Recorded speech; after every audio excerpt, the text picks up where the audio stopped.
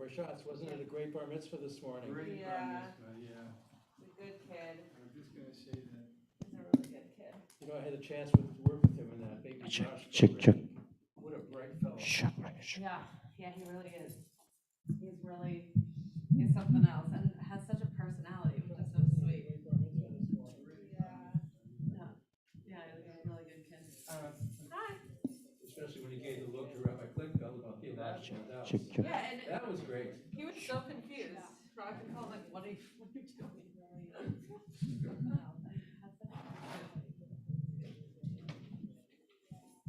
He read on Thursday morning too. Yes. Yeah. Which was. Especially when he gave the look to Rabbi Klinkfeld about theological doubts. That was great. No, we don't have Thursday only B'nai Mitzvah. Excuse me? We don't have Thursday only B'nai Mitzvah. So if they read on Thursday, they're also gonna read on Saturday. Oh, that's how it is. Yeah. Practice wrong? No, we don't have Thursday only B'nai Mitzvah. We don't have Thursday only B'nai Mitzvah. That's quite a If partial. they read on Thursday, they're also gonna read. Wow. Can't say that Jews are pacifists, that's. No, we don't have The Thursday Parsha, only. which Parsha? We don't have Thursday only.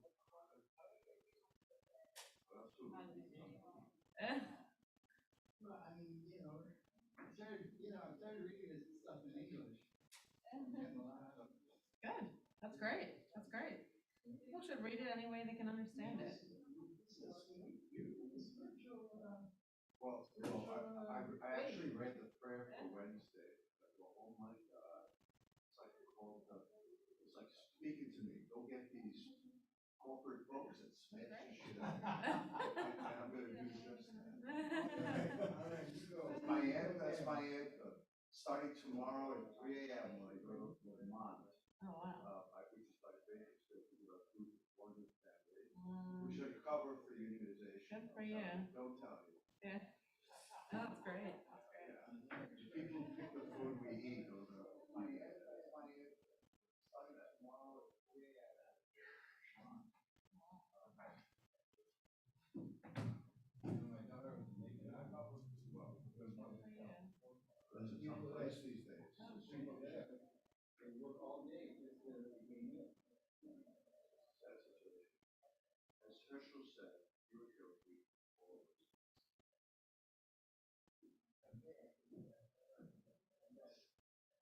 Including me. No self-righteous intentions here.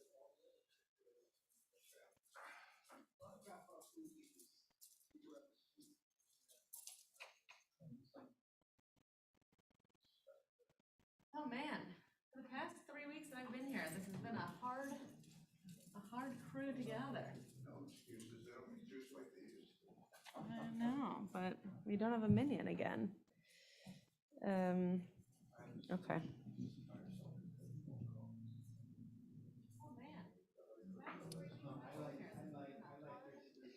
All right, well, we're gonna get started. We do not yet have a minion, so hopefully. Don't have a minion again. So we shouldn't be hearing me on loop, which is what's happening right now. You can hear me talking. All right, well, we're gonna get started. I'm not saying that right now. We do not yet have So that a needs to minion, stop. so hopefully. So we shouldn't be hearing me on loop, which is what's happening right now. You can hear me talking.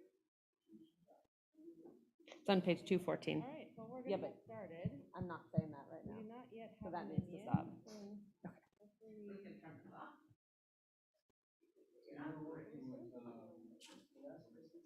Okay. Just for one for 40. All right, so we're on page 214, and we will begin with Ashrei. Marshall, did you want to lead? Or do you want to just lane? I'll just lay. Okay. Okay. Does anybody else want to lead? Okay. Yeah? No, you don't want to? Okay. All right, so we're on page Ashrei 214. Shevetecha, Odi Hallelu Chasela, Ashrei Ham Shekachalo, Ashrei Ham Shadonai Elohav, Tehillah LeDavid. Okay. Does anybody else want to lead? Yeah?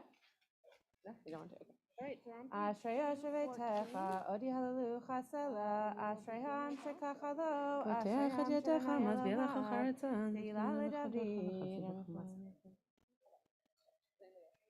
Tehillah Adonai Yedaber Pi, Vivarech Kol Basar Shem Kol Shalom Vahed, Va'anachnu Nevarachia, Me'ata Ve'ad Olam Hallelujah, Uva Letzion, Goel Hashem V'Shel Yaakov, V'Nam Adonai V'ata Kadosh Yoshev Tehillat Yisrael, V'kara Ze El Ze V'Hamar, Kadosh Kadosh Kadosh, Adonai Tzavahot, Melech Haaretz Kevodo, Uva Letzion, Goel Hashem V'Shel Yaakov, V'Nam Adonai V'tisaini ruach v'shma charai korash gadol baruch Adonai mimkomo kadosh kadosh kadosh Adonai tzavahot melech haaretz Adonai imloch le'olam vahed V'tisaini ruach v'shma charai korash gadol baruch Adonai mimkomo kadosh kadosh kadosh Adonai tzavahot melech haaretz Adonai imloch le'olam vahed V'tisaini ruach v'shma charai korash gadol baruch Adonai mimkomo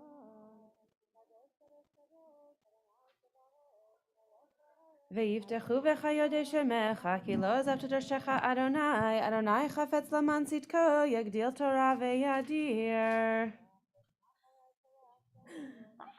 Okay, well, there are 5 of us. That is half a minion. V'yiftechu v'chayodei shemecha ki lo azavta dorshecha Adonai Adonai chafetz laman tzidko yagdil Torah v'yadir. 2 weeks ago we had the same problem, and last week we had the same problem. But right before Torah we got 9 and 10, so hopefully it will happen again.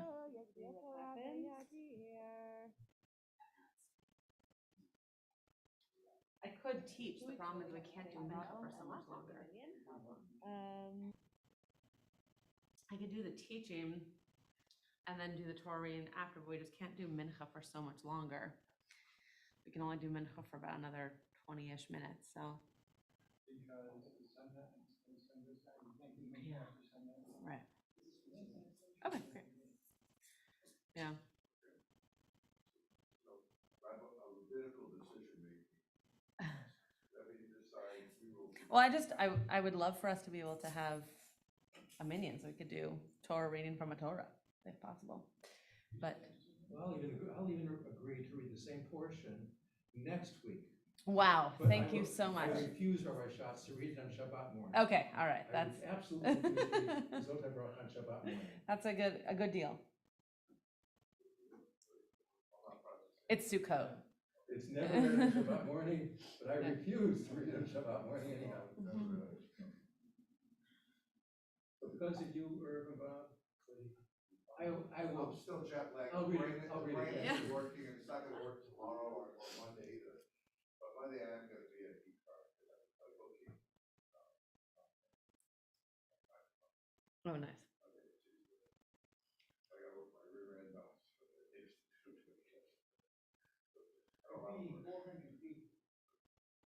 I'm only going out to a company, our organizing director, so that influence the shape of how we take advantage of the law the governor signed. So I don't want to take any credit for doing anything. He's doing 4 places. We were doing during the pandemic 10,000 people. You heard of Jose Andres, the famous chef that goes on Yeah. eating in Christ? He set up all the chefs, donate food, we provided the people and our infrastructure in the call. People were starving. 10,000 a week. We live in such super abundance. Yeah. Maryland's crime. Yeah. Especially people who are working. You go on 3rd Street and you drive like for 5 miles and you think of, and I haven't read the classics because I'm not an English person.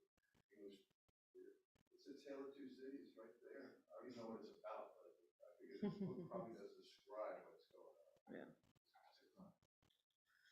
Hi, Gary. We're just waiting to see if we maybe get a minion. 'Cause we're Okay, almost I 5 understand. o'clock here, so we're just waiting.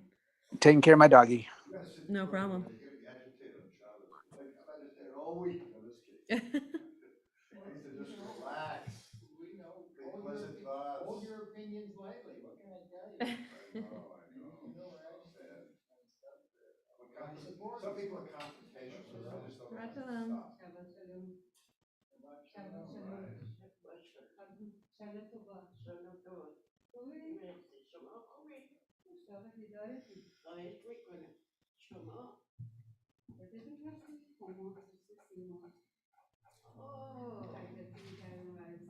Marshall, if it's 5:50, we still don't have anybody, I might have you just wait out a little more. Just so I can keep going.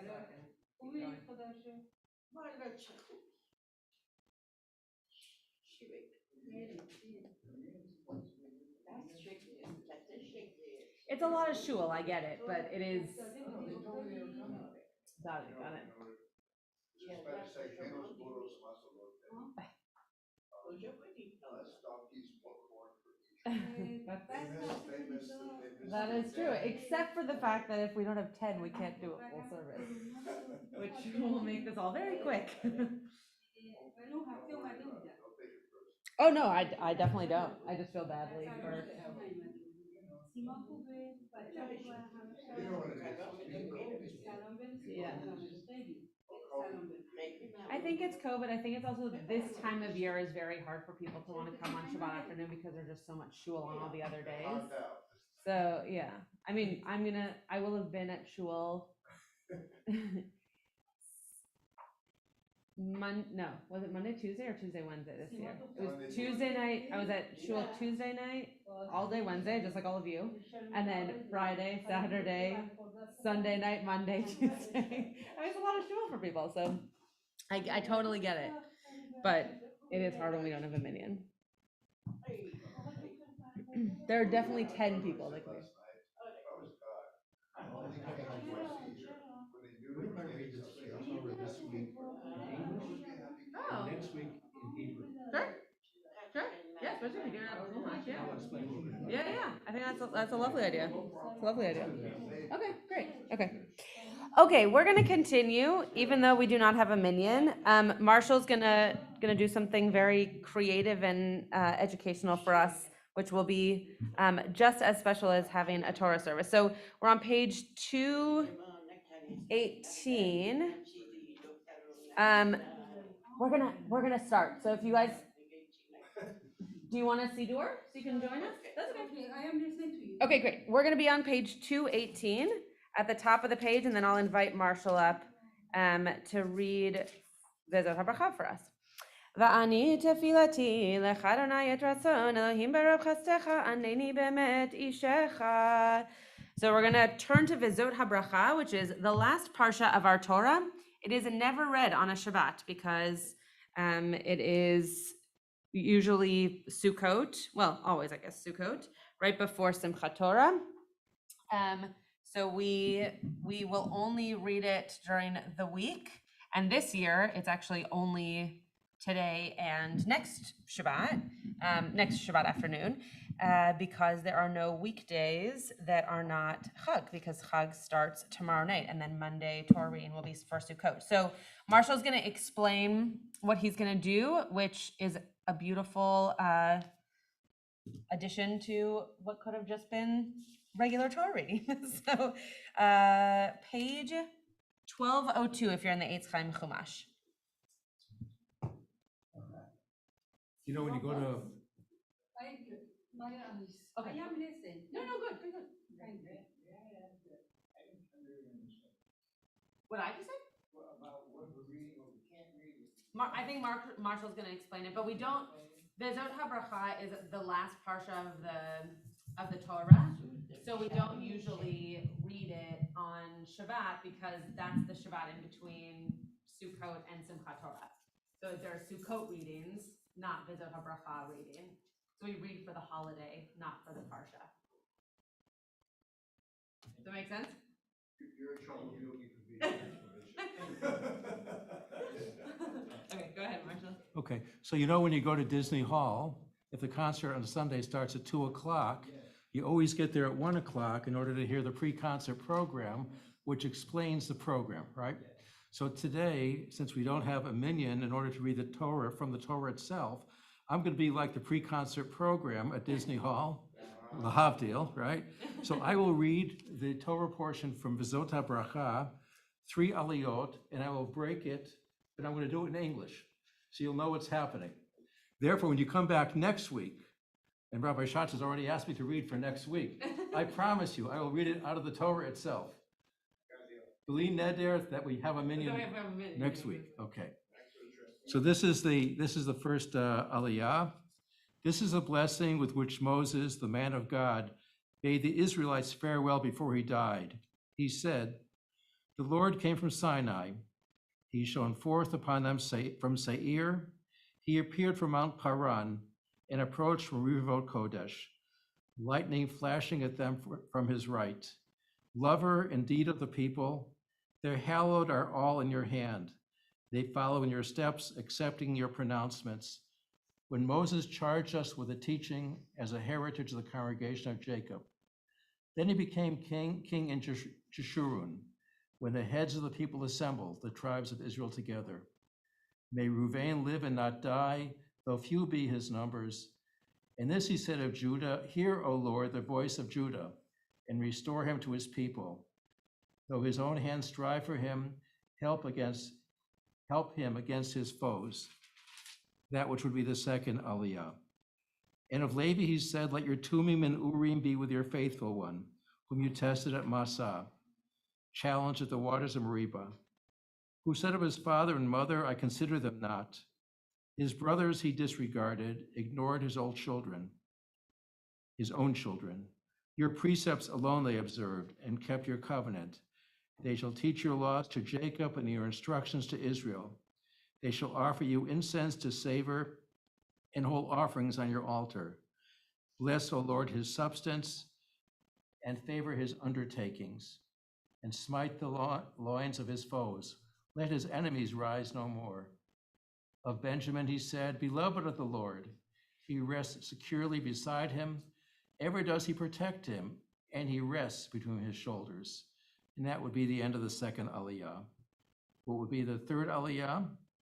And of Joseph he said, blessed of the Lord be his land, with a bounty of dew from heaven and of the deep that couches below, with the bounteous yield of the sun and the bounteous crop of the moons, with the best from the ancient mountains and the bounty of hills immemorial, with the bounty of earth and its fullness and the favor of the presence in the bush. May these rest on the head of Joseph, on the crown of the elect of his brothers. Like a firstling bull in his majesty, he has horns like the horns of the wild ox. With them he gores the peoples, the ends of the earth, one and all. These are the myriads of Ephraim, those are the myriads of Manasseh. Thanks, Marshall. So come back next week, And and hopefully we'll have a I'll do it in minyan. Hebrew. Yeah. You started a new tradition. Yeah. It is a great tradition and a creative one, and one that definitely gives us more insight into what's going on than had we read it from the Hebrew. So thank you, Marshall. We are going to continue with a whispered Amidah because we still don't have a minyan. So we are on page 223. And for those of you at home, we're just doing the Mincha Amidah silently.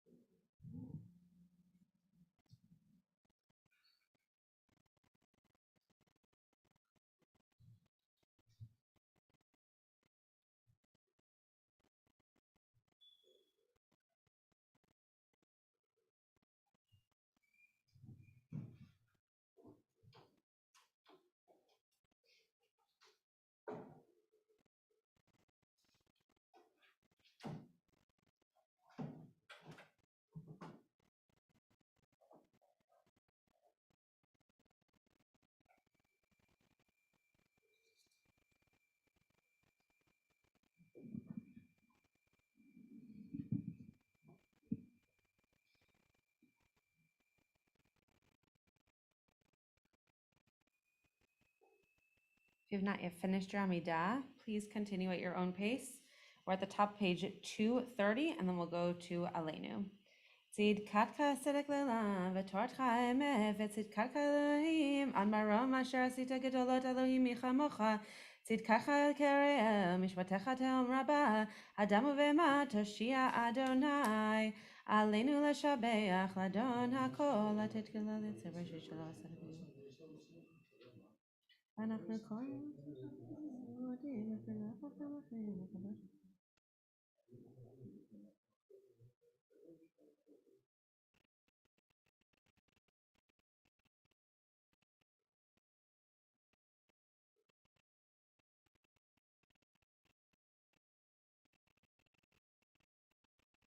ככתוב בתורתך, אדוני ימלוך לעולם ועד, ונאמר והיה אדוני למלך על כל הארץ, ביום ההוא יהיה אדוני אחד ושמו אחד.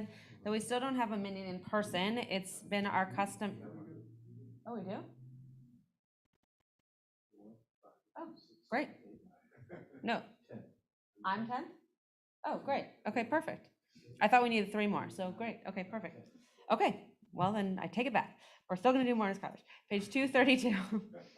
יתגדל ויתקדש שמי רבה, בעלמא דברה חירותי, וימליך מלכותי, בחייכון וביומכון ובחיי דכל בית ישראל, בעגלה ובזמן קריב ואמרו אמן, יהי שמי רבה מברך לעולם לומי עלמיה, יתברך וישתבח ויתפאר ויתרומם ויתנשא, ויתהדר ויתעלה ויתהלל שמי דקודשה בריחו, לעילה מן כל ברכתה ושירתה, תושבחתה ונחמתה דאמירן בעלמא ואמרו אמן.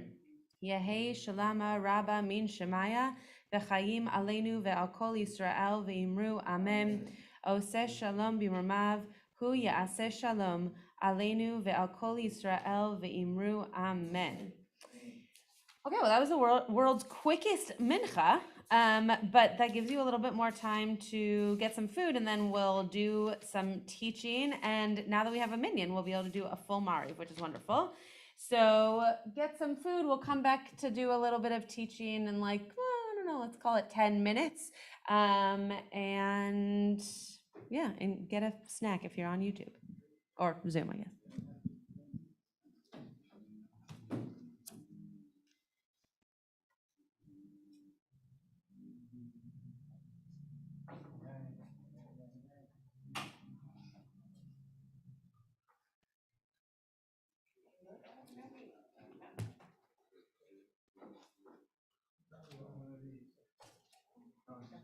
Yeah, you can put the plates on the other side if they're on in an inconvenient place. You can put them on the other side.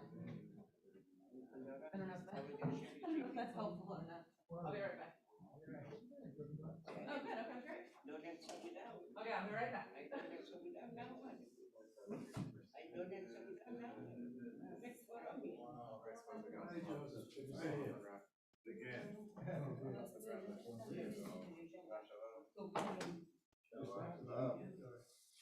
Well, Monday, Tuesday is fun. I know, I'm trying to reduce the tendency to overeat when you see this much food, it's like normal.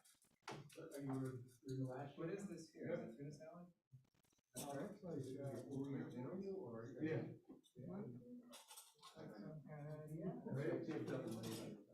Well, I actually could have finished the day if I wanted to. I stayed to do. Yeah, so I'll graduate May of February.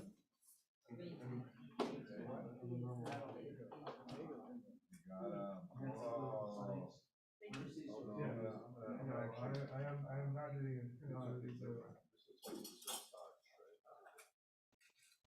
was guessing tuna salad. Macaroni. I already had too much salad. Look at some macaroni. Look at this big portion. I'm probably the only one that's gonna eat it. Wow.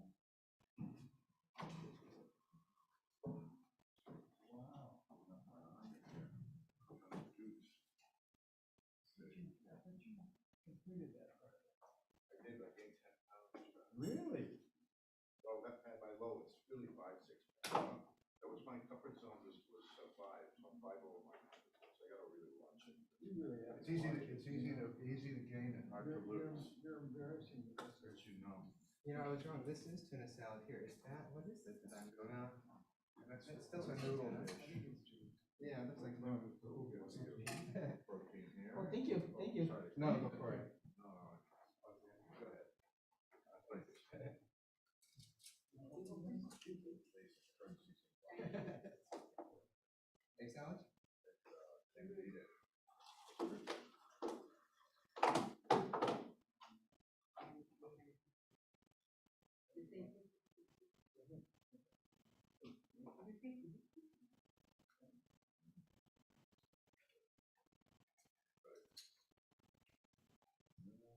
Salad.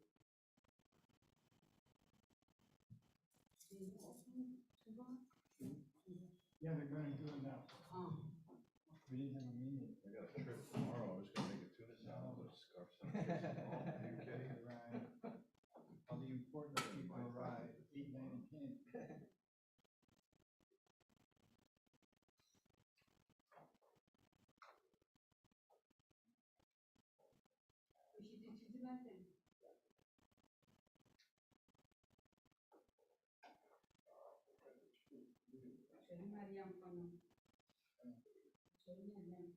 This is the trick, Bob. See this little portion? It looks like this is wondering what you do. You gotta play, you gotta let the, you gotta take that mind and control it, let it control it. I like that. You can do it, it's easy to play. You're looking like the old Bob, that's why I could do it. One quest sucker, that's good.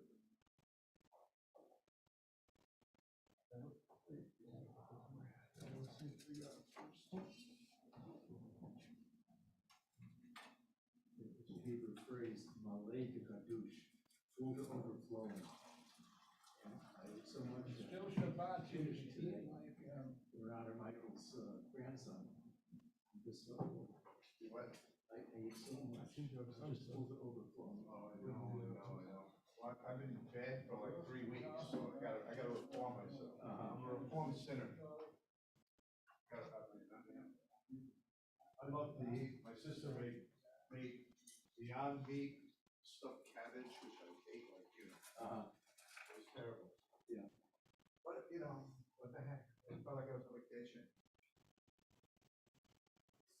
She has a dog. It was my nephew's dog. She abandoned it basically. She wasn't a rescue dog. The dog, when she's gone, comes and knows her. I'm like the last one on the totem pole. Stuff with me, he goes and when he wants to walk, he knows how to disrupt me until I walk up. And they got a little kid. Amazing.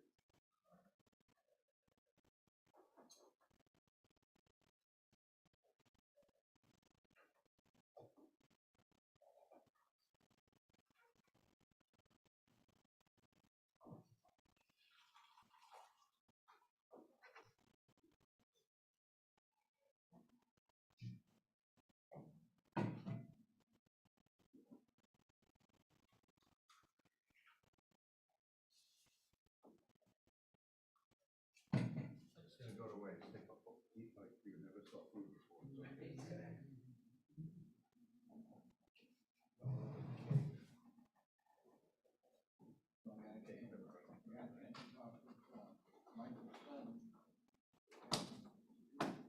You're probably no better than I The would. whole family is musical. Michael, the violinist, his youngest son, Oh, yeah. Michael's Opening? at UCLA. Experience opening things, you mean? No experience of whether food He studied violin at UCLA. hurts or not. Music major. Yeah. His youngest son is a pianist. Yeah. No.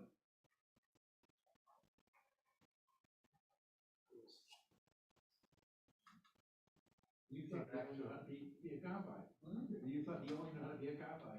I thought that was it. Didn't you know major go on law school? Right. I'm a lawyer. Hi, good job. How are you? It is Good. lawyer. For a second, I thought you were. Why there's nothing like that like that? Oh, no. Fake. please. Fake silver. Yes. Sure. Never mind. Oh, great.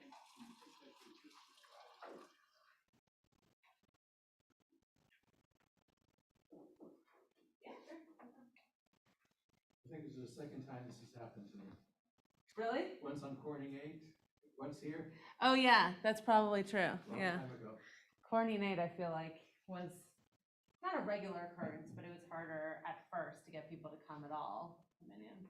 Next week, we're gonna have a 20s, 30s Minion at the same time as regular Minion, so I'm a little bit concerned about what that will do. Was that the multi-synagogue one? I think I saw Yeah. that. Yeah, exactly. It's not actually a Minion, like, we're not gonna do Mincha and Mari, but, well, maybe we'll do Mari, but we're not doing Mincha. But it'll at least be like a gathering that's happening, taking away from regular Minions, so. What synagogues? I know Ikar was one of them. Yeah, it's us, Ikar, Kol Ami, which is actually the shul that's hosting the actual event afterwards at 8.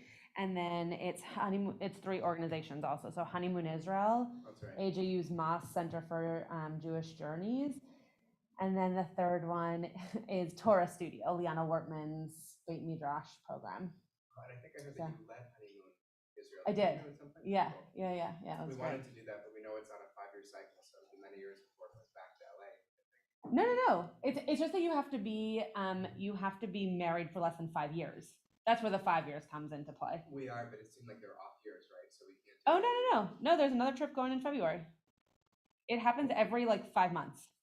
Oh, we look into it then. Yeah. I can't do the February trip because I have 2 B'nai Mitzvah on the 2 Shabbatot that they're gone. But yeah, totally look into it. It's Because when I looked into it before, it seemed like it jumped cities, and it wasn't in your city during that year you were in El.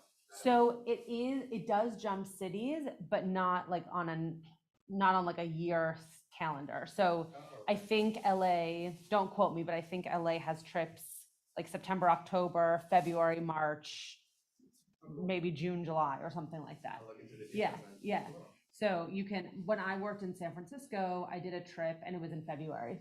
So it's just, I think they just have different months that they go.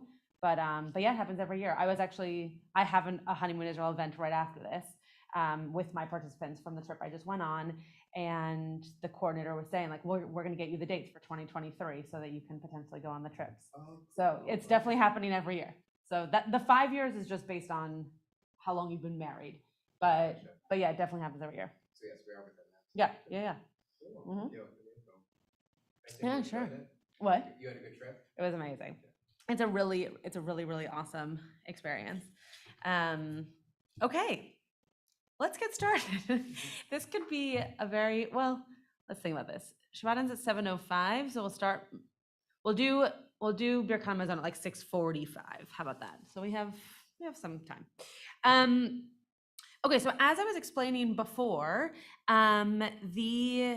this parsha, Vizot HaBracha, which we're gonna learn a little bit about today, is the last parsha of the Torah, but it's very rarely read a lot, right? There are some years where it's probably only read twice. I'm not great at math, so that might be wrong, but I'm pretty sure that at minimum it's read once, obviously, but I think it can be read up to 3 times, like this year where it's being read this Shabbat afternoon, next Shabbat afternoon, and then we also read it on Simchat Torah as the conclusion before we read Breshit.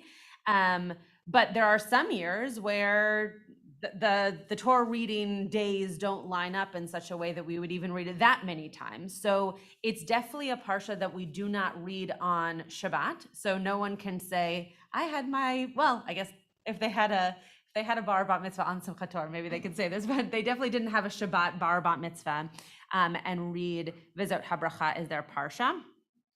And it's a really interesting thing that there are some years that we also don't read Breshit on Shabbat, just depending on how the cycle works out. This year happens to be a Shabbat where we do, a year that we do. But it is interesting that the first parsha and the last parsha of our Torah don't get as much. I don't know, like. Yeah, props. As the rest of our parsha, you would think that the beginning and the end of a quote book, right, would get if not more, at least the same amount of honor, of kavod as props, as the other parshiot, as the other sections of our Torah. So I always like to teach on Vezot HaBracha because I feel like if we're not going to read it that much, we should at least learn about it. We should at least know what's going on in it.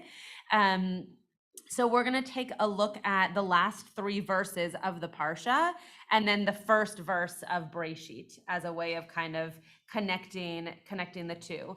Oh, sorry. Do you guys have 2 sheets? Okay, great. If you don't, I have more up here. Okay, so this is not how I like to teach, but because we have people on Zoom, I'm going to do all the reading, but people should feel free to ask questions, raise your hand, etc. But I'm gonna read the actual verses.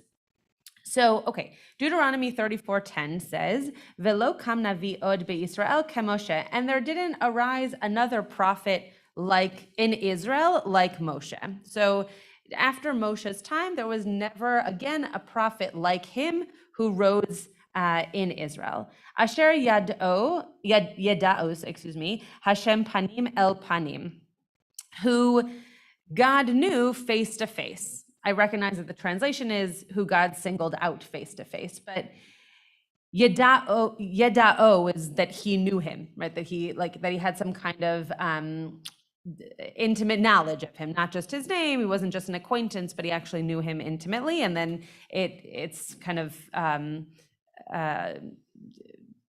duplicated in saying panim el panim, right? That's just, it's a way of saying that yet again, that not only was this an intimate relationship where God really knew Moshe, but they also knew each other face to face, which was not the type of relationship that God had with other people in our Torah.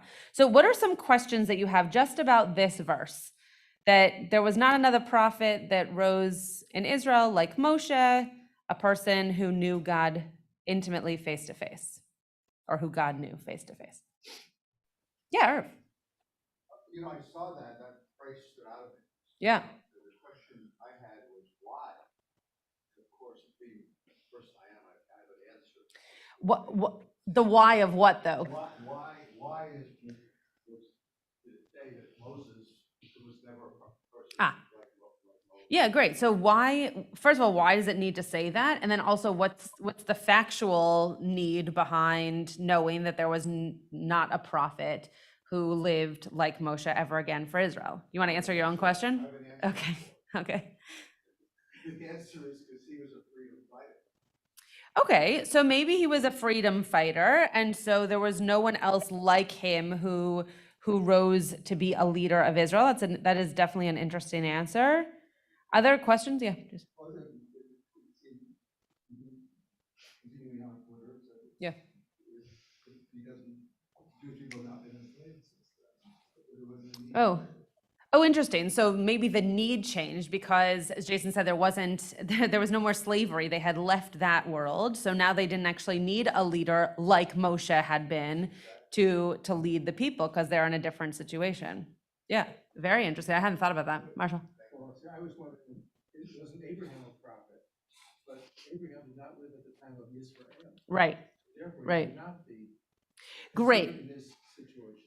Great. And this is also saying never again, right? So if we read the Torah linearly, which scholars of Torah don't, but if we were to read the Torah linearly, we would think of Abraham as coming before Moshe, even though what we're actually supposed to do, and we illustrate this in ritual on Simchat Torah, is that we actually end the Torah by then beginning the Torah, right? We make sure that there is no end and no beginning. But as Marshall pointed out, like, wasn't Abraham also a prophet? But if he didn't live at the time of Israel, maybe there is something specific about Moshe being really the prophet for the people Israel.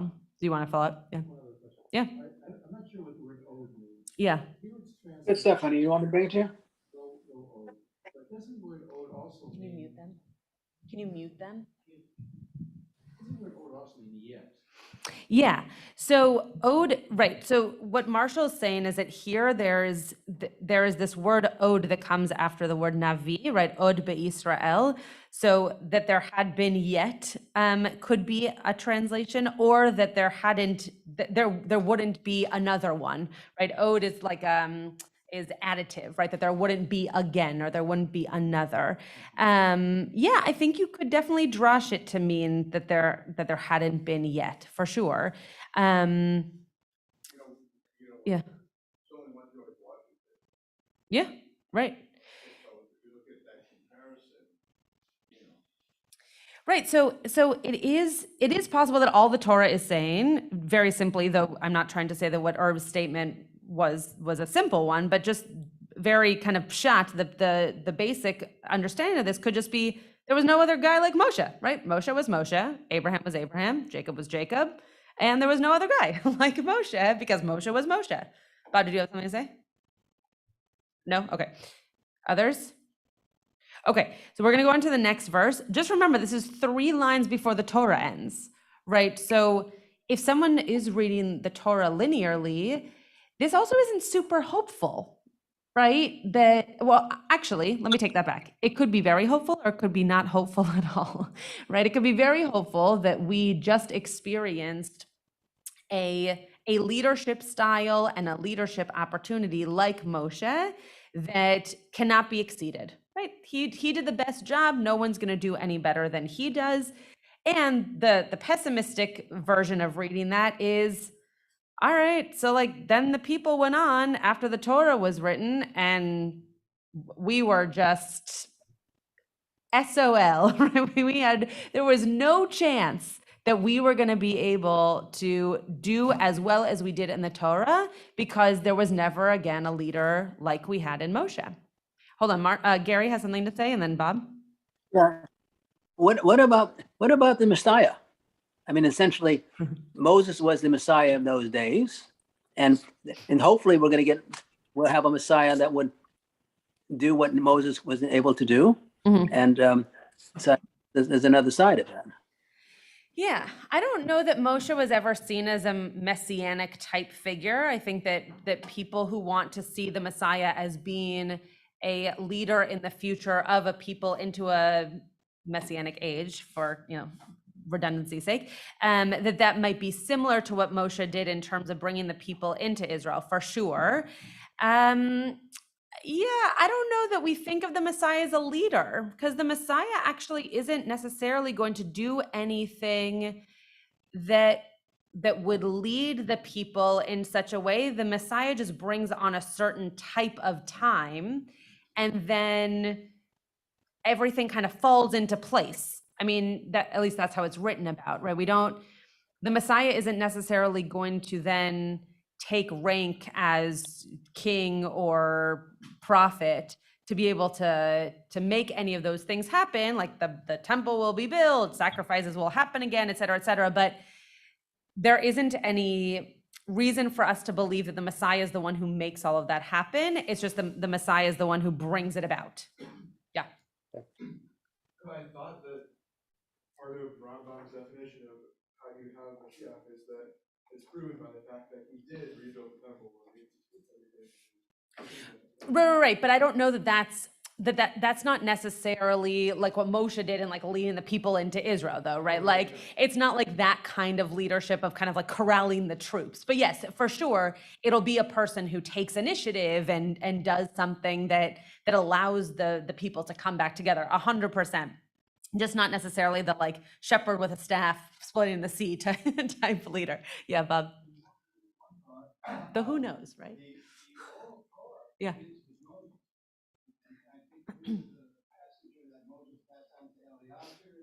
Yeah, the Mishnah, yeah. Mm-hmm. And so we have the tradition, we have the oral law given from Moses. Mm-hmm. I mean, that should be enough. What should be enough? That we have the oral law. Yeah. Passed on with Moses, and so to have another. Oh, I see what you're saying. Got it. Then it's gonna be two traditions. Got it. Why do we even need another prophet if Moshe did all this work to pass it on to Joshua, who then passed it on to the elders, who passed it on, et cetera, et cetera, et cetera? Yeah, it's a really good point. And maybe we don't, right? But again, it leaves us wondering then if we're looking, not to quote my own Yom Kippur sermon, but if we're standing in our present and we're looking at our past, what does that tell us about about our past, right? What does that tell us about how good we had it? And then to move forward, we feel kind of like, well, how are we going to move forward if we know we're not going to have a leader as good as he was, right? But maybe it's because he passed it down. That's definitely possible. Okay, we could clearly spend many minutes on this one verse, but let's get to the other two also. So the next verse, the penultimate verse of the Torah, Lechol ha'otot ve'hamoftim asher shelacho Hashem la'asot be'eretz Mitzrayim. So the reason that never again did a prophet arise like Moshe is because Moshe had all of these wonders and miracles, and it says here signs and portents, which are fancier words from what I've already said, sent to him by God to do for the people in Egypt, leparo lechol avadav lechol artzo. So to do on behalf of God, but in order to affect Pharaoh and all of the slaves and the whole country. Okay, ulechol hayad hachazaka ulechol hamora hagadol asher atza Moshe le'enei kol Yisrael. And that's it. Done. Torah over. Okay, that last line, the yad hachazaka, the strong hand that Moshe had, which was at what point? This isn't a trick question. Yes, split the Red Sea. Ulechol hamorah. What is the morah hagadol? Revelation, right? So receiving the Torah, being in awe of God, that Moshe did it says la'enei kol Yisrael, like literally in the eyes of Israel, that they were able to see what's happening to Moshe. So what are the categories here that really that are qualifying Moshe for being this amazing leader that we're never going to have again? What are the things that he did or that happened to him? Yeah, great. So God told Moshe what to do, right? That's pretty important. And back to Marshall's point, that also happened with Abraham. But if we look at the documentary hypothesis, which I'm not going to get into so much today, but if we look at that, we believe that Genesis was a very different type of writing of Torah than Deuteronomy. So the fact that in Genesis we had a God that was much more of a personal God, and now we're kind of hearkening back to that kind of God, it is interesting. But what we're seeing here is that Moshe had this relationship with God where God said, okay, I'm going to give you this staff and you're going to split a sea, or I'm going to give you a Torah and you're going to give it to all the people. And there was no one else for whom that happened for, right? No one else had that kind of relationship with God. I don't want to take it away from Abraham. Abraham created the Jewish people. Yeah. Then they were enslaved. Then they were enslaved for 400 years. Yeah. And Moshe was the labor organizer. Yeah. Uh-huh. And God called the strike. He executed it. You know, the issue is just that he freed the people, right? So if you look at America, there's George Washington and then there's Abraham Lincoln, almost the same. If you're African American, you know, you certainly relate to. Yeah, that's definitely an interesting comparison. I think that you could actually say that Abraham, I'll just say Abraham Lincoln, that Abraham didn't actually create the people. Abraham created the nation, right? Moshe created the people because Abraham was the first Jew, right? First rituals, covenant, et cetera, et cetera, et cetera. We're about to have all those really great stories. It's my favorite thing when we start the Torah again, because it's like, oh, thank God, Leviticus. Well, I can wait another few months. Now I'm back in Genesis. It's awesome.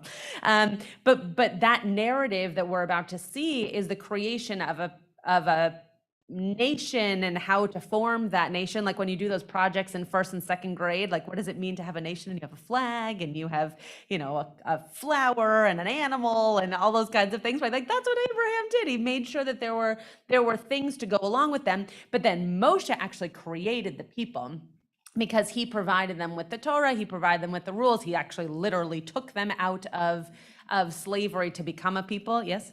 I'm going to debate you a little bit. I agree. Okay.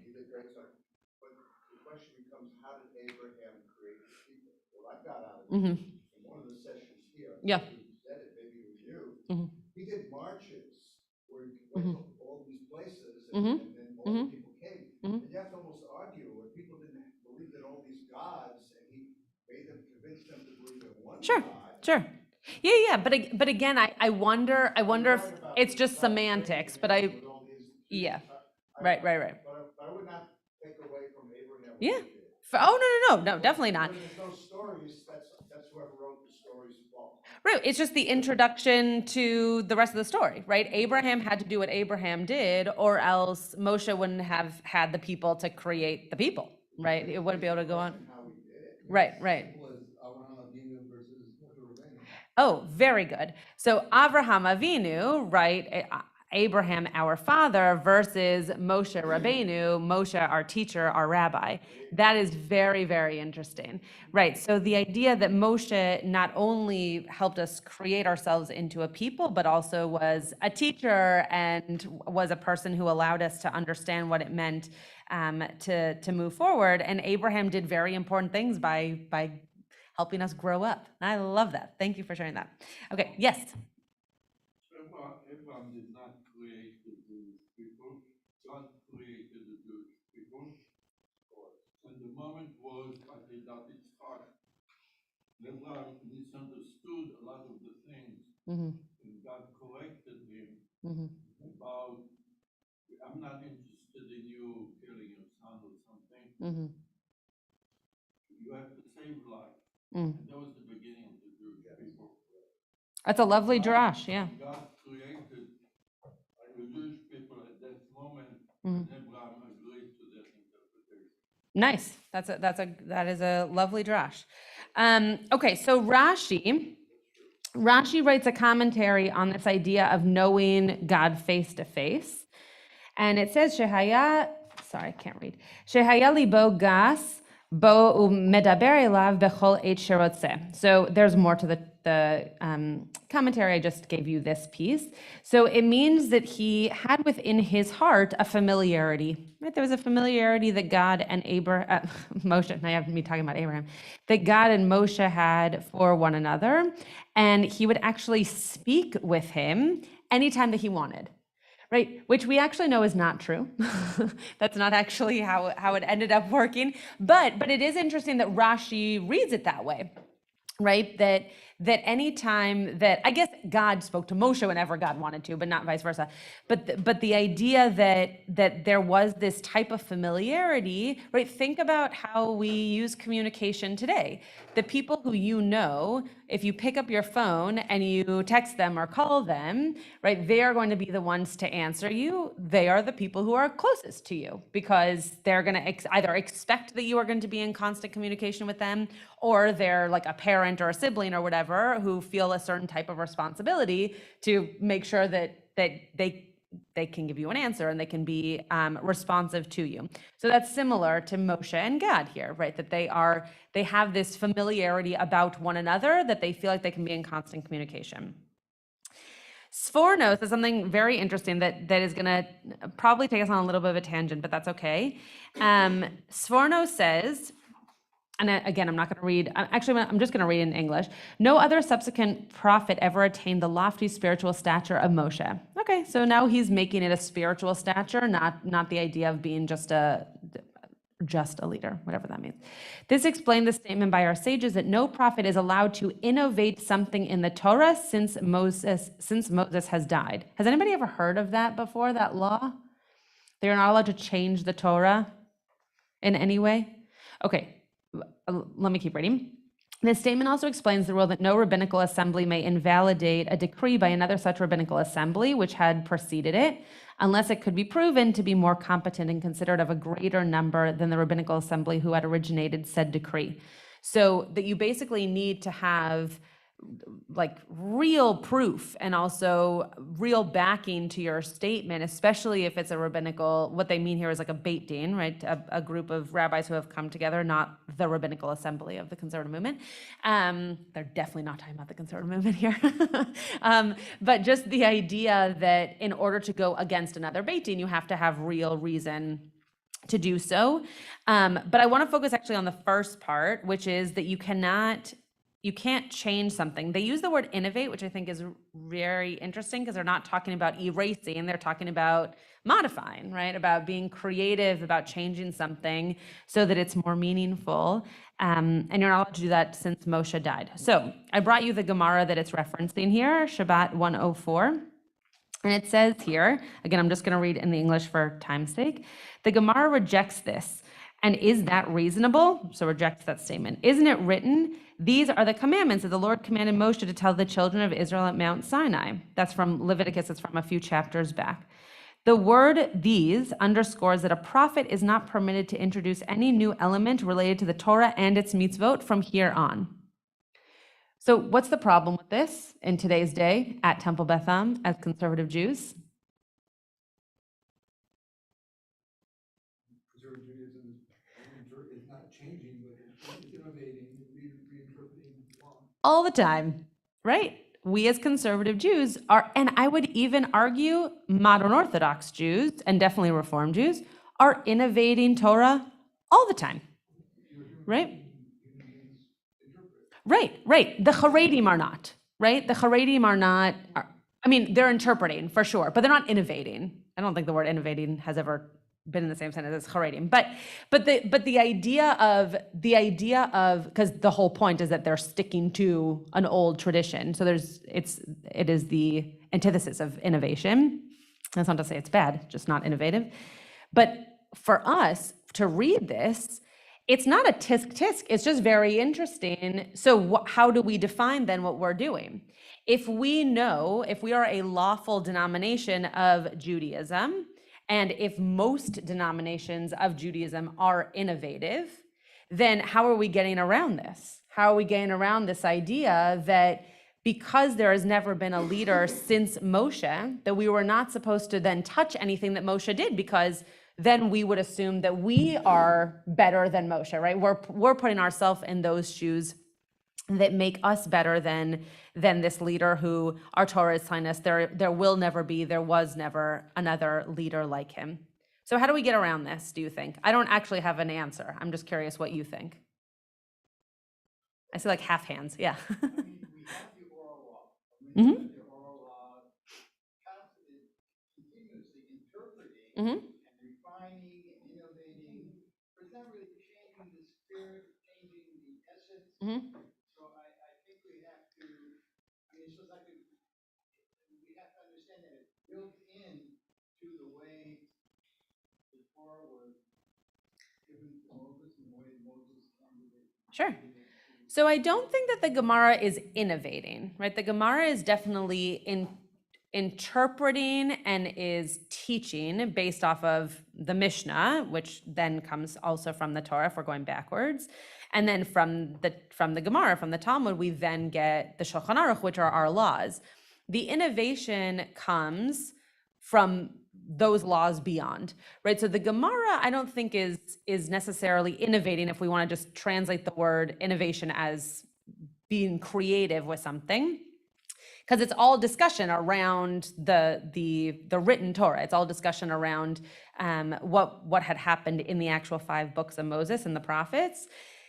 And then when we get to the Shulchan Aruch or the Mishnah Torah by Maimonides, now all of a sudden, when we read it in the 21st century, and obviously before us as well, there are innovative pieces based off of that allow us to, for example, be teaching here with a microphone with a computer in front of me, right? And 2 years ago, we wouldn't have done that at Temple Beth Am. So the innovation is happening all the time, not just in a book. You know, you can see with the pandemic, you innovate or you die. Mm-hmm. The rest of Mm-hmm. the ones that put outdoor dining and created a Sure. new thing are doing reasonably well. And Sure. there's a litter of people that didn't, Sure.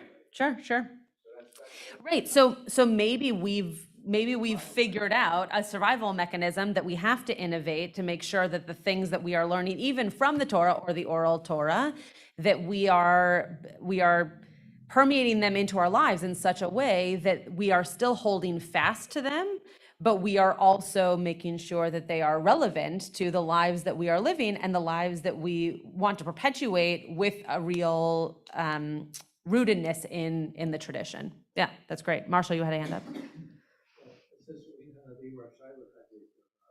the prophet cannot go Yeah. in and innovate new things. Right. So what if the innovation comes from the people itself? Mm. And even if you take the word Kadesh, Mm-hmm. break it into two syllables, Mm-hmm. re and new. Mm-hmm. So in effect, we are taking something which is old, Mm-hmm. and old suddenly sounds like it's like shriveled. Mm-hmm. We have the right to make something new again, Mm. to take that which has been in the past and make it new for us. Beautiful. So just the general idea that it's not changing something, but we're making it new for ourselves, which allows it to be something that we can then connect to in a way that we wouldn't be able to connect to it if we were just doing it the way that it was written hundreds or thousands of years. The prophet comes up, like Shabtai speak. Right, right. He wants to abrogate. Yeah, Nobody has the right to come in and abrogate. right. But one has the right to, the Kadesh, to make new again. Sure.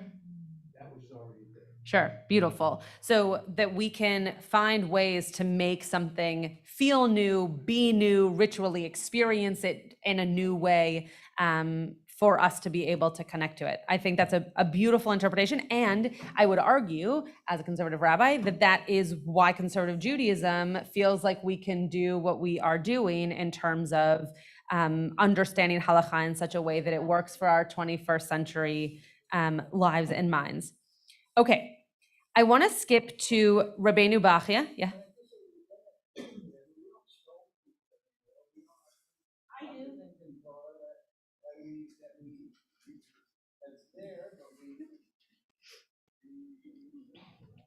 Yeah. And I think that there probably is a difference between ignoring things that would be destructive and innovating things that would allow us to be more connected to them. You're totally right. There are many things in the Torah that were passed down that then got to the Gemara or then got to the Shulchan Aruch, where our rabbis very purposefully made it super, super, super hard to adhere to those laws because they knew that we wanted to do away with them. So, but they didn't say, well, we're just going to get rid of it. They said, here are all the stipulations you would need to quote follow in order for that to come about, and that's how we don't do it. But yeah, you're totally right. Okay. So Rabbeinu Bachya is going to talk now about the end of the last verse of Torah. So it's a little bit of a change in subject here. But I think I have time to do the whole thing. This is already cut down from what it actually is. So let's see if we can get through it. Okay, I'm going to start it at that time. At that time, God had explained these awesome spectacles as designed to strengthen the people's awe of God and to help them not to trespass, right? So this is the revelation piece here. Moses enumerates events in chronological order. God's miracles had first been aimed at Pharaoh and subsequently at the Jewish people. So this is where we're talking about the Moftim and the Otot, right? That the way in which God was close to Moshe was through these miracles. That what Rabbeinu Bachya is saying, they were first aimed at Pharaoh, but then they turned towards ways of building the Jewish people. The words Asher Asa must be understood as he demonstrated, seeing that he being probably God here, that Moses does not make miracles, but God does. The reason that the Torah here does not write matters in the same order as did Isaiah, for example, is due to the respective level of the prophetic powers of the prophet involved. Moses, as opposed to Isaiah, had been privileged, and by the way, all other prophets, had been privileged to see what are called clear, unblurred visions. So Moshe, because he had that panim el panim, that face-to-face interaction with God, he had these visions that did not need to go through anything else, right? Think about the way in which Elijah speaks or interacts with God, or Isaiah or Jeremiah or any of those prophets. It's always through something else or through a voice of something else, right? It's not a clear vision straight from God with God in your face. Thus it was that the Torah wrote of him, Le'enei Kol Yisrael, he demonstrated everything he wanted to convey to the eyes of Israel, to their most superior means of perception in the clearest possible manner. God was able to convey the meaning of the emanations to the people. I believe, Rabbeinu Bachya believes, that this is also the meaning of okay, we're just going to skip that. Forget that I even read that sentence. Okay, here I'm in the bold. You have to appreciate that seeing that both the Torah and the concept of the Jewish people preceded the creation of the universe. Okay, let me read that again. Both the Torah and the concept of the Jewish people preceded the creation of the universe. So the creation of the universe happened, according to Rabbeinu Bachia, after the Torah and the idea of the Jewish people was already established. Okay. The Torah commenced with the word Breshit and concluded with the word Yisrael. So what Rabbeinu Bachia is drashing here is that because it starts with the word Breshit and it ends with the word Yisrael, that we're supposed to understand that Torah and the Jewish people came before Breshit, because the way that we're going to read it is that there was this creation of Israel and then Breshit, right? On Simchat Torah, that's what we do. We go straight from the end right into the beginning. And if you weren't to know that we're going from one side of the Torah to the other, you might think, oh, the creation of the people of Israel, and then there was creation of the world, right? It's not the way that we typically think about our Torah, because we typically quote start with the creation story, but Rabbeinu Bachia is saying that is how he's understanding this for this particular drash. This Torah which Moshe presented to the entire people of Israel is a true Torah, something which is eternal in its function as a salvation for the Jewish people, because it came before creation, right? It's true in true meaning authentic, right? Not meaning factual, but meaning that it is authentic because it came even before creation, right? It came before we were even established as anything. It commenced with the letter bet, right? Bereshit starts with the letter bet and ends with the letter lamed. Yisrael ends with the letter lamed. You've probably all heard some of these drashot that are about to come up, which represent between them the 32 paths of wisdom contained in the Torah. If you read these two letters from back to front, lamed to bet, you have the allusion to the fact that sooner or later, the world as we know is subject to unraveling, to returning to the state it was in at its beginning. So if you read from Yisrael, then to Breshit, a few words later, you get the words tohu vavohu, right? So the world unravels.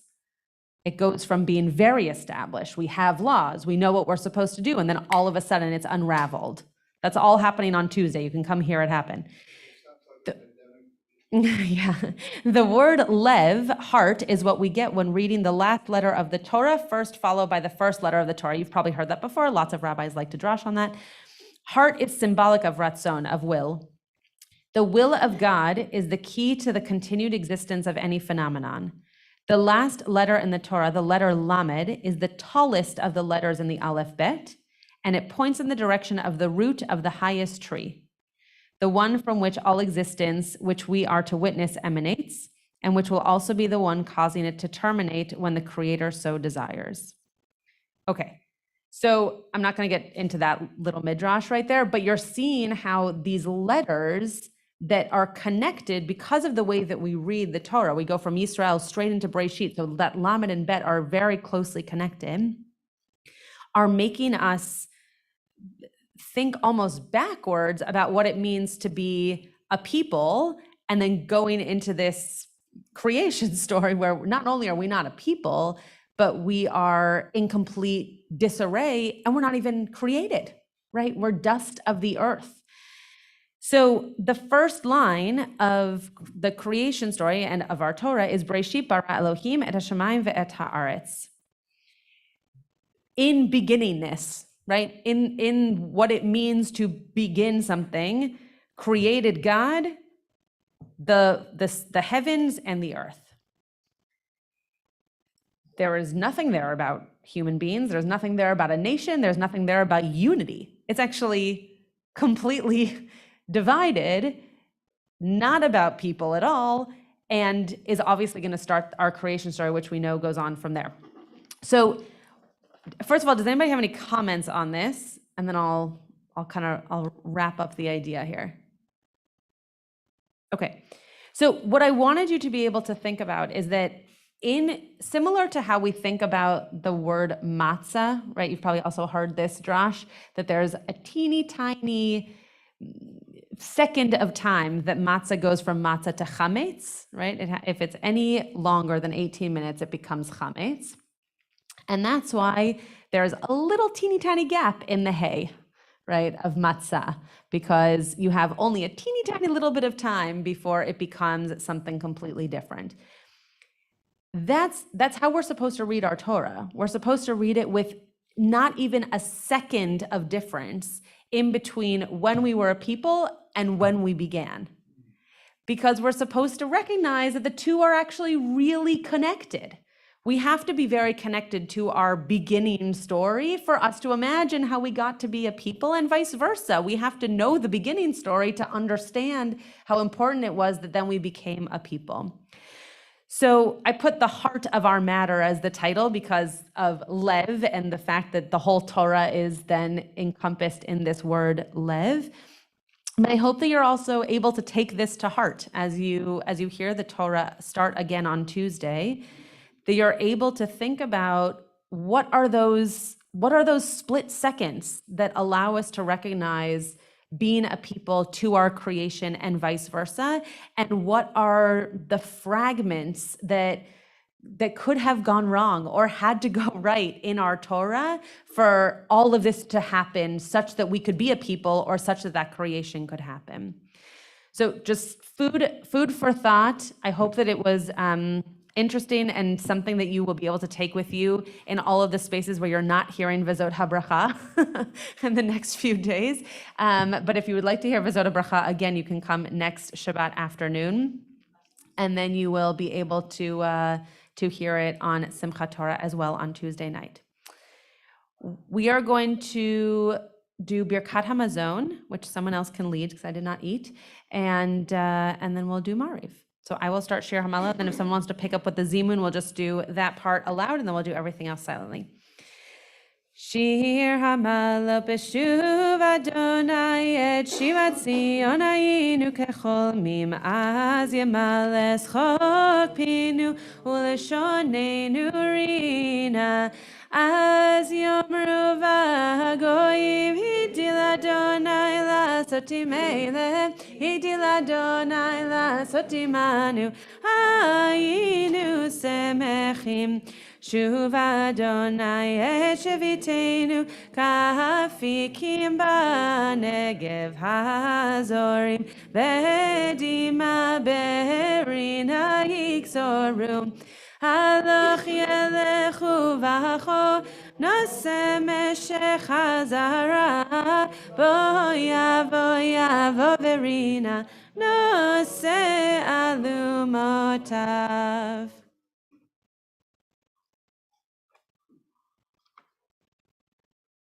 Someone want to lead the Zeman?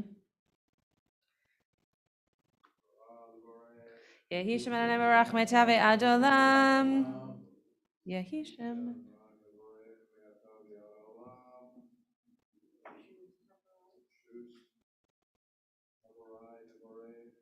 Eloheinu. Baruch Eloheinu Shachanu Mishalov Tuvo Chayinu.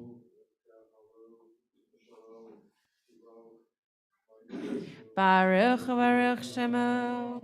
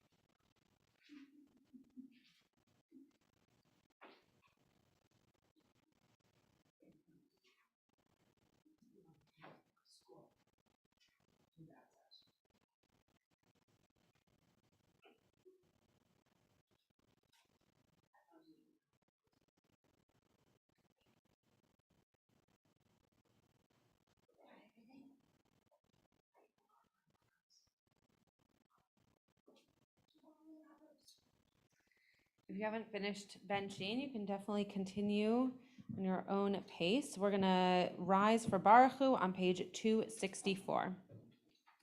Vehu rachum yechaper avam velo yashchit veri bala shiva pavaler kochamato Adonai Hoshia hamelech yanenu v'yom korenu Baruch Hu et Adonai hamvorach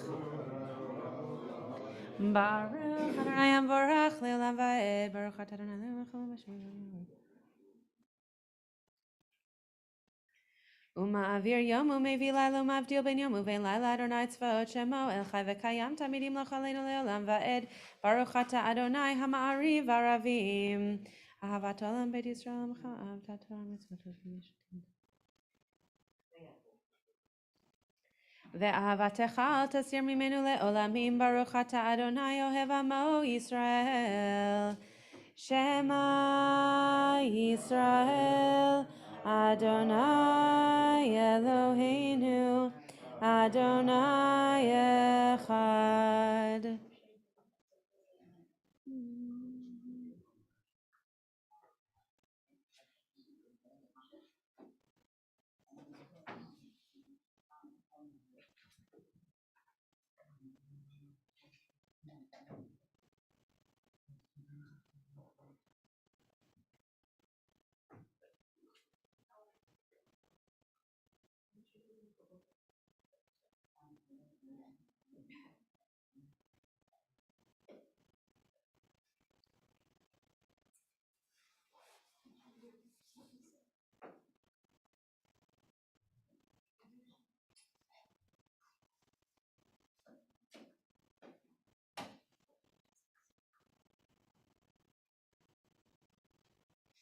Adonai Elohechem emev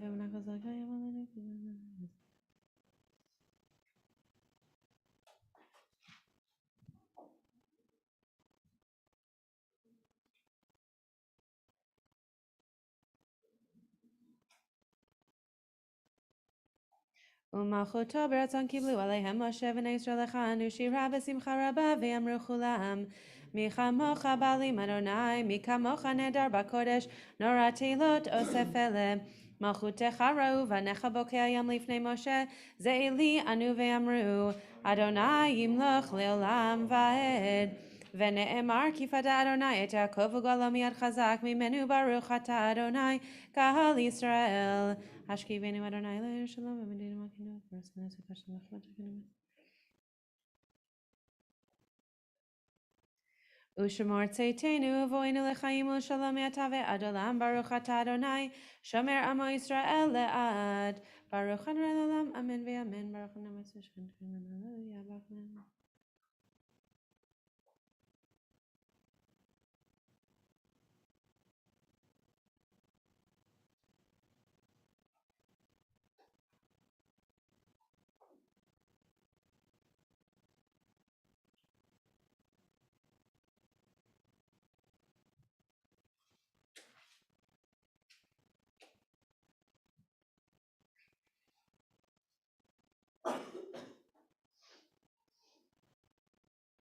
כי המלכות שלך היא ולעולם לא תמלך בכבוד כי אין לנו מלך אלא אתה ברוך אתה אדוני המלך בכבודו תמיד ימלוך עלינו לעולם ועד ועל כל מעשיו יתגדל ויתקדש שמי רבה בהלמד דברי חירותי וימליך מלכותי בחיי יכון וביום ובחיי לכל בית ישראל בעגלה בזמן קריב ואמרו אמן יהי שמי רבה וברך לעולם ולעולמי עלמיה יתברך וישתבח ויתפאר ויתשמע וינשא ויתהדר ויתהלל ויתהלל שמי דקודשה בריחו לעילה מן כל ברכתה ושירתה תשבחתה ונחמתה דאמירנה בעלמה ואמרו amen.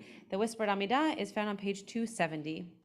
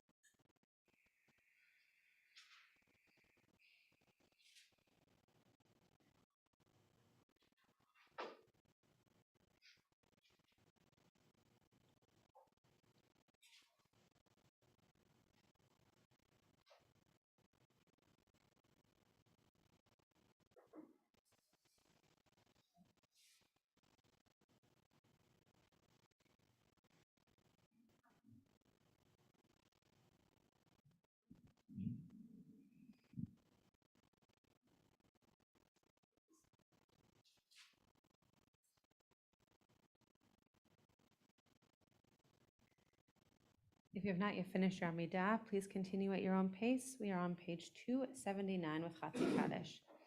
יתגדל ויקדש שמי רבה, בהמה דברך ירתה וימליך מלכותי בחיי אחרון ויומכון ובחיי לכל בית ישראל, בעגלה בזמן קריב ואמרו אמן. יהי שמי רבה מבורך לעולם לעולמי עלמיה. יתברך וישתבח ויתפאר ויתרומם וינשא ויתהדר ויתעלה ויתעלוש ותקודשה ברכו. לעילה מן כל ברכתה ושירתה תשבחתה ונחמתה דאמירן בעלמה ואמרו אמן.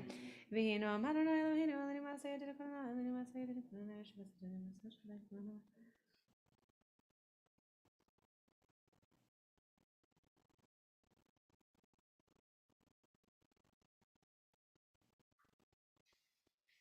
Yikrain Ivene Imo and Chivetzarach, let's say Vachvade Orchemi must be very Vishuati, Orchemi must be very Vishuati.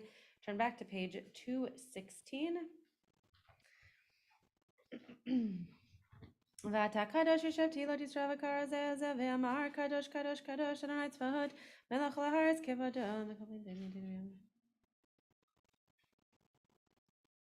ותישאני רוח ואשמע אחרי כל רעש גדול ברוך כבוד אדוני ממקומו אדוני ימלוך לעולם ועד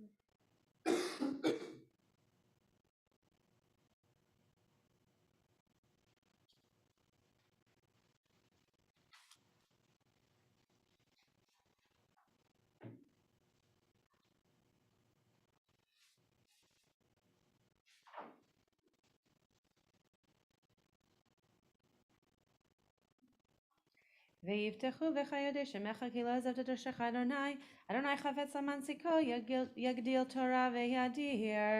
קדיש שלם, page 280. יתגדל ויתקדש שמי רבה, בהמה דברך ירתה וימליך מלכותי בחיי חונם ויומכון ובחיי לכל בית ישראל בעגלה בזמן קריב ואמרו אמן. יהי שמי רבה מבורך לעולם לעולמי עלמיה. יתברך וישתבח ויתפאר ויתרומם וינשא ויתהדר ויתעלה ויתעלוש מדקודשה ברכו. לעילה מן כל ברכתה ושירתה תשבחתה ונחמתה דאמירן בעלמה ואמרו אמן. תתקבל סודון ותהון לכל ישראל קודם מבון דבי שמיה ואמרו אמן. יהי שלום רב מן שמיה וחיים עלינו ועל כל ישראל ואמרו אמן. עושה שלום ירמיו הוא יעשה שלום עלינו ועל כל ישראל ואמרו אמן. עלינו לשבח לאדון הכל לתת גלה יצא וששמה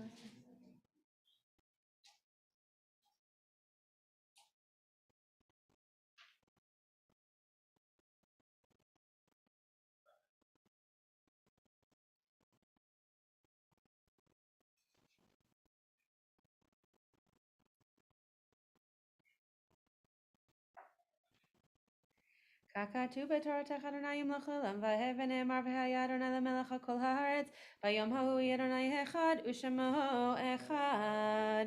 We turn to the psalm for the season on page 59 and then we will do mourner's kaddish. Adonai hori vishimi mir Adonai meod ma'oz chaya mimi echad v'karov achat shalti me'et Adonai ata v'keshivti b'vet Adonai kli mechayim echad v'banav Adonai v'keri echad v'keri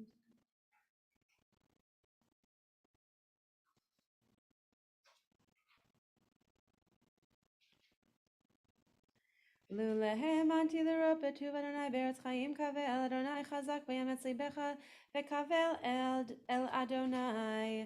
Mourner's Kaddish, page 282. יתגדל ויתקדש שמי רבה בעלמה דברה חירותי וימליך מלכותי בחייכון וביומכון ובחיי דכל בית ישראל בעגלה ובזמן קריב ואמרו אמן. יהי שמי רבה מברך לעולם לעולמי עלמיה. יתברך וישתבח ויתפאר ויתרומם ויתנשא ויתהדר ויתעלה ויתהלל שמי דקודשה ברכו. לעילה מן כל ברכתה ושירתה תשבחתה ונחמתה דאמירן בעלמה ואמרו אמן.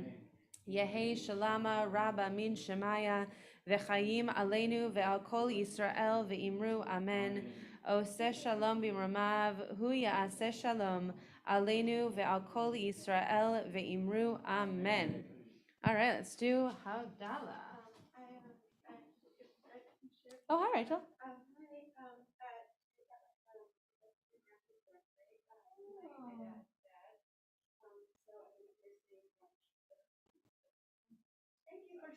didn't realize you had walked in. Sorry. Do you want to share a few words about him? Yeah, I actually brought something super cool here. Okay, great.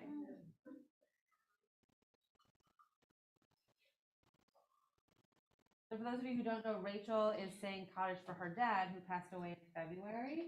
And so she's today saying Kaddish on behalf of her dad, for his dad, whose yard site is today. Today. Hi everyone. Shabbat shalom. My name is Rachel. Hi. My grandpa Jay Wolf. He did a lot of things. One of the super cool things that he did was he worked on computers in the 50s and 60s, back when computers were like the size of an entire room. Right. Unfortunately, this summer I was cleaning out my grandparents' house, and they have so many things. They didn't get rid of anything. In the attic, I found among a lot of other cool things, he wrote the entire Torah in computer code. No way. I'm not kidding. Complete text of Torah, and this is here. I'll show whoever's on here. That is so cool. Like way before his time too. way before code. his time. Yeah. This I don't. For anyone who's a computer person, I don't remember what kind of code this is. But yeah, he literally. This was like a side project of his. He wrote the entire Torah in computer code. Yeah, and I'm so glad that I found. You can totally. Whoever wants to afterwards can take a look. And then there's like notes. There's 72 column blocks left to right. left to right. And then there's and then there's like he highlights like the 10 Commandments. Anyway, amazing. yeah, it's incredible. And so I found it and I wanted to just This could be like, you know how they have different Yeah. Haggadahs for different Yeah, type of yeah. like learning? This yeah, could totally so this be. is like here, 10 Commandments, like he like highlighted where that is. And yeah, I don't remember what exactly computer code this was. I think sometime but he in the tells 80s. you that the And it's like then he did like analysis of like the letters most the least frequent, like that, Oh he my did like gosh. analysis of like the entire Torah, like using this computer code for anyone who's interested. that is fascinating. Yeah, so this is my grandpa. This is Joseph J. Wolf. Could you hold it up for a little longer Say to the what? camera? Oh. Could you hold it up for a little longer? Yeah. So yeah, basically this was just like a side project of his. Yeah, right. As one does. Exactly. Yeah. He worked in a number of different computer companies. One was Burroughs. I believe he did this at Burroughs. It was the kind of thing where I think like he wrote the code and then like he had someone like do this for him. Like he didn't obviously have a computer like this that did this at home. Amazing. But yeah, so and then he got this all Wow, I'm printed out. so glad you shared that. Yeah, Thank you and so much. so if anyone is interested in perusing it after, Wow. it's really special. So I May miss his him. memory really be for a Amen, blessing, amen. and Yeah, and and I know I my hope this dad- can become some kind of useful book one day, because this is Yeah, I'm thinking incredible. of donating it to like some museum or something. Well, don't do that yet. Yeah, like, not, try not to figure yet, out, not yet. try It's to very figure out what you special, can. And it says J.W. J. Wolf. Oh, I love it. And all his Are handles. you, if you're comfortable, could the shul scan it and email it Oh, to people who ask for it? If I you're mean, it's a comfortable lot, sharing but it. yeah, maybe after the Chagim, Yeah. we can try to figure out what we can do with it. Wow, thank you so much for sharing, Yes, Rachel. of course. I'm so glad that I brought Your dad would have and loved. this is of course my dad's dad. For any of you Yeah. who know my dad, this is Yeah. like, this Makes is so my much dad's sense, dad. yeah. Like this, Yeah. No, Yeah, no for shock anybody there. who knew Yeah. her dad, Yeah. like it's just amazing. Yeah. Wait, I can Okay. Yeah. Can I say, I used to take care of a man named Sheldon Rips. Yes. Yeah. and I just, he passed away, Yeah. at 3:00 on, Yom Kippur. Yeah. And there's no one really to say Kaddish for him, so I don't know who's in charge of that in the synagogue. You are more than welcome to email us about it. So for those of you who come to Sudash Lashit a lot, Sheldon used to join us, and it was very sad to hear that he had passed away. So He definitely is in our minds and in our thoughts, and is somebody who we will miss a lot. Okay. Wow. That, with all of that in mind, let's do some. No. Let's do some very meaningful Havdalah. Okay. Hinei el Yeshuati eftach velo evcha.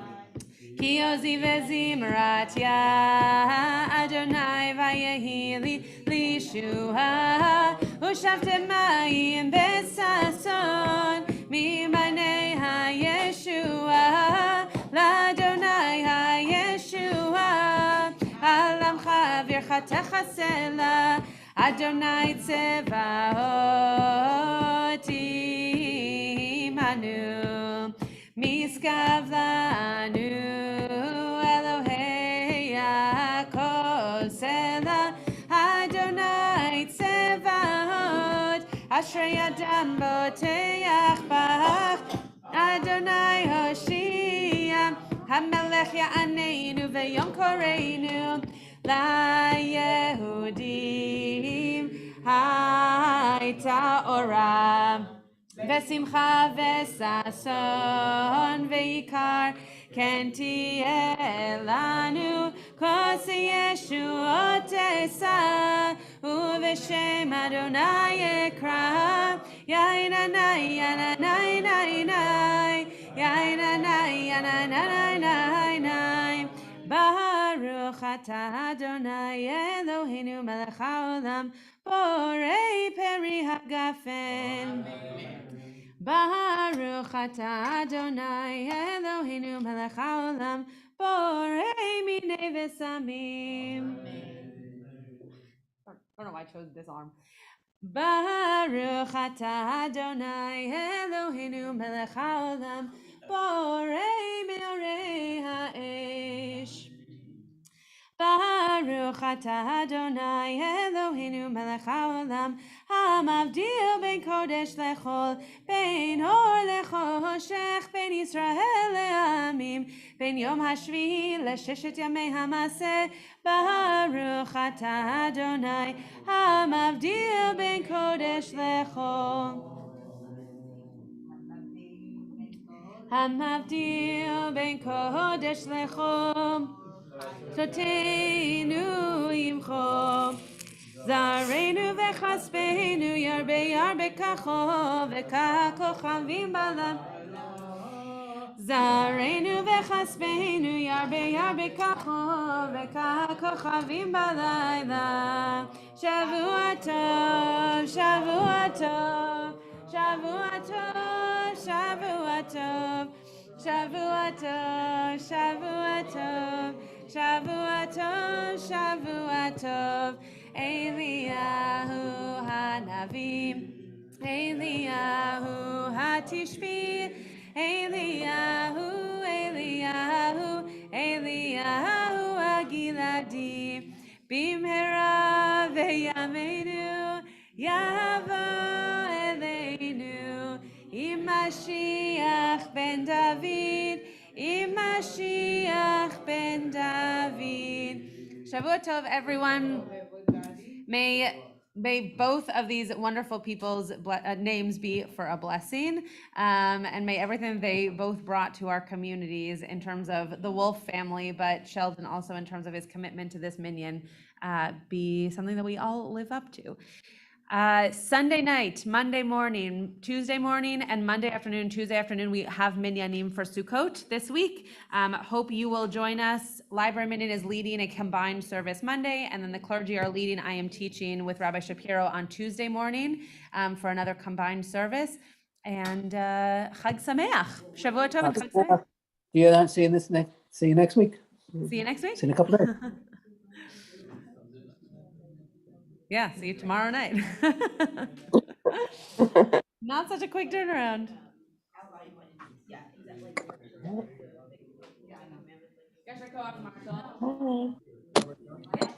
Yeah. Okay, What about dinner? sure. You Hang decided on what you wanted? just a second.